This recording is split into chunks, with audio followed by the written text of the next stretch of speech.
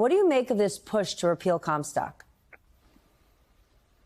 I think it's smart, even if it's just a messaging bill, because it signals yet another fault line between Democrats and Republicans when it comes to protecting access to reproductive health care, right? I think the one thing that we have to remember is that Comstock really gained a lot of traction this spring or last spring during oral arguments related to the mifepristone case, where Justice Alito really brought it up as a reasonable avenue for blocking access to this prescription medication. And so I think that raised a flag for Democrats to revisit this. And this comes on the heels of the Arizona State Supreme Court allowing an 1864 law to go into effect, which was related to an abortion ban, which, even though the governor passed a bill to repeal it, still for a few days took effect. And so all of this is coming back to a reality of what tools could be deployed by Trump and congressional Republicans in a reality where they potentially have control of the White House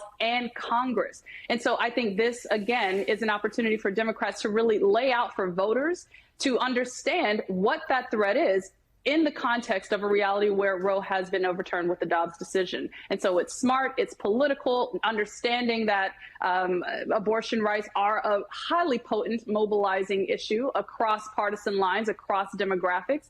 And so this is something that House Democrats can take to their districts in their races and hit Republicans over the head with repeatedly, just as we're seeing at the federal level in the presidential race with President Biden-Harris reelection campaign hitting Donald Trump over the head with this.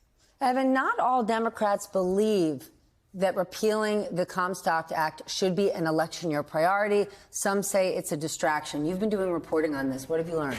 Well, I should say that my colleague, Oriana Gonzalez at Notice, is the best reporter in the country on this issue. If you want to know more about it, you should go to notice.org and read what she has to say. There is some debate among the Democrats about how exactly to play this amazing political hand that they have, right? Some debates on the margins about whether or not this should be something that you put forward first or something else. But the people with the real messaging problem when it comes to abortion is the Republican Party, right? I mean, we talk a lot about the Biden campaign and their struggles to sort of get their message across to the voters they want to talk to.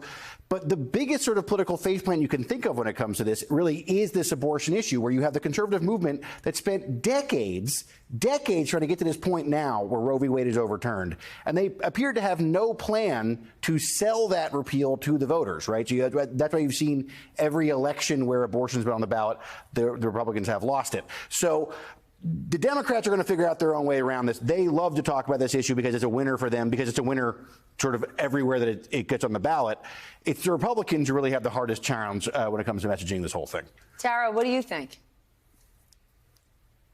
I think that this is the issue of the election. Women have had enough, and we haven't seen an assault on women's rights like this in over 100 years. So, when women have had enough and they're galvanized, they can save our democracy. Like, freedom is on the ballot here. It's bigger than just abortion. It started with Dobbs.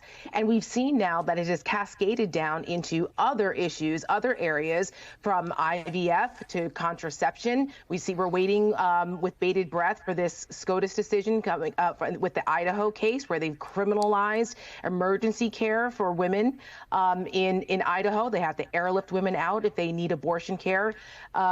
This is insane. And women, I think, as they realize what's at stake for them, it's mobilizing. We just saw a poll today that said 68% of women, regardless of ethnicity or political affiliation, are anxious. 70% are frustrated with what's going on with the assault on women's rights. So that's why we founded the Seneca Project, to target moderate women in swing states so they understand fully what's at stake. Just because it's happening in Idaho or Texas or Missouri doesn't mean it's not going to happen to all of us as women if the MAGA extremist agenda gets into power. Arizona was ground zero for this.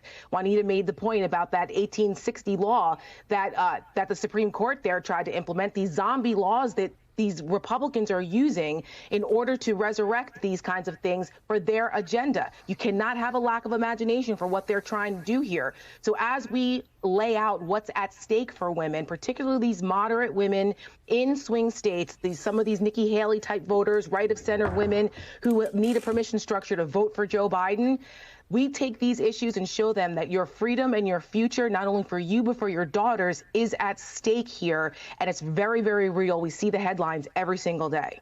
Evan, the division over whether or not to repeal Comstock boils down to this very big question. Can America really afford to take a wait-and-see approach with a second Trump term?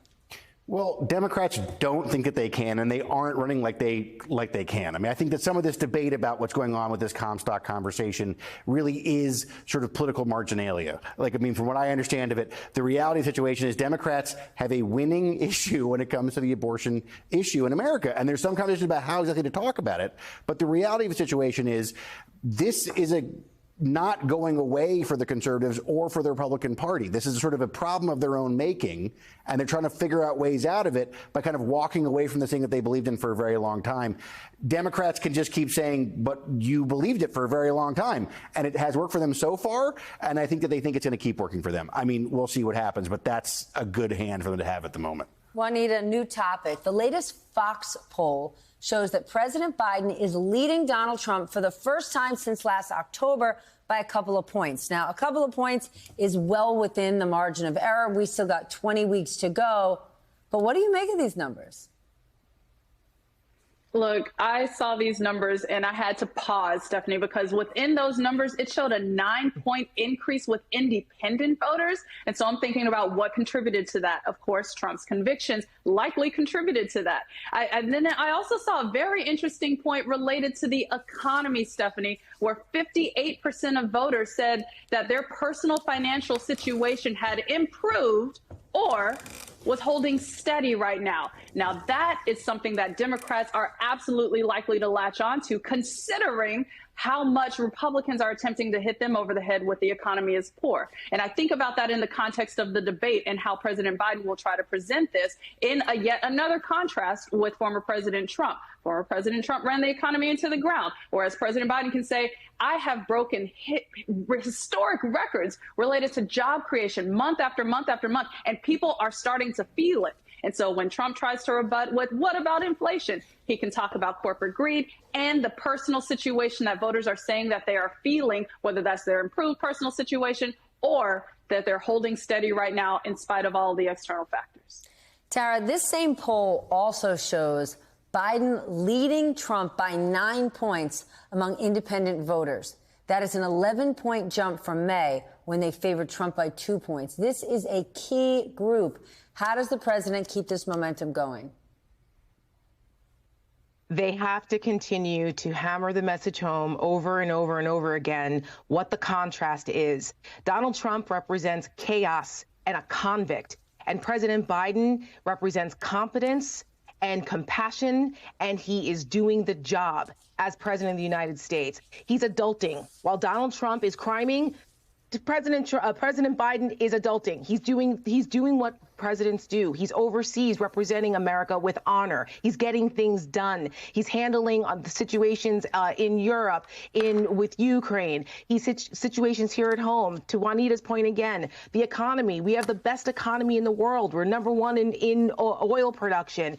Inflation is coming down. Gas prices are coming down. Record-setting stock market. They have to make sure they stay on message and explain to people that Donald Trump is the chaos candidate and President Biden is the candidate getting things done. And as people start to feel this more in their pockets and more at their kitchen table issues, they'll start to see this, because a lot of people aren't paying attention now. And what we are seeing are the trends. We have to pay attention to the trends. Even the Fed is considering cutting interest rates in the fall. As you know, Stephanie, they've been talking about this, which would be great political timing for President Biden if that did in fact happen, because this inflation issue is the lagging indicator that has hurt President Biden's economic message, its perception. So as that perception changes, it will increase for President Biden.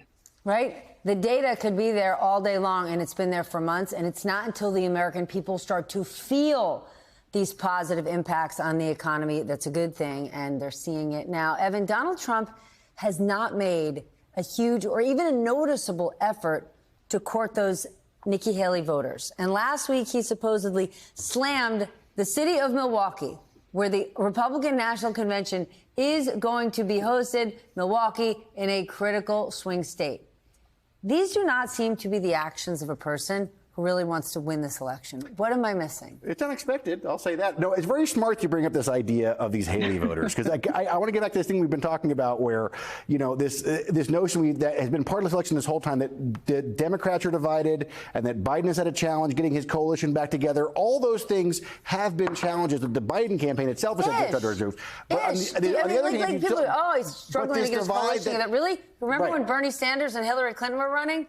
Well, exactly. And so I'm saying when you get to this point now where it's actually Trump who has a lot of people he still has to reconvince, right? I mean, Tara's on here. She's a Republican, a former Republican. She's talking about moderate women that that Trump has a problem with. You talk about these Haley voters, right? That he might have a problem with. This whole thing, Trump has a lot of work to do that we don't talk about very much because of what these poll numbers have been. And as they maybe start to change, people might start taking a look at this, kick the tires in that Trump campaign a bit more than they have been.